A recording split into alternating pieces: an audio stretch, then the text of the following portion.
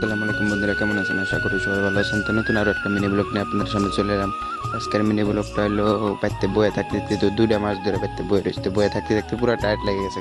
তো খেতে যাবার না চাইলে বাবা ছিলি না গাইতেছে যে খেতে যা না রাখলাম যে তোরে খেতে দিয়ে ঘুরে আসি।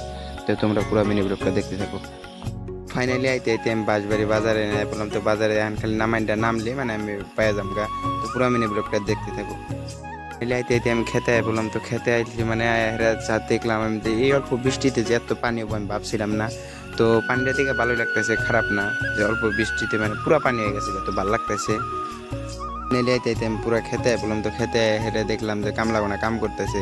তো যতই কাম করুক না, আমি অল্প সিলি করলাম যে অল্প ফটাফট করুক, মানে বাড়িতে নিয়ে ফেরা ধানগুনা মলা নাকবো। তো কামলাগোনা দিয়ে পুরো স্পিড লাগাই দিল।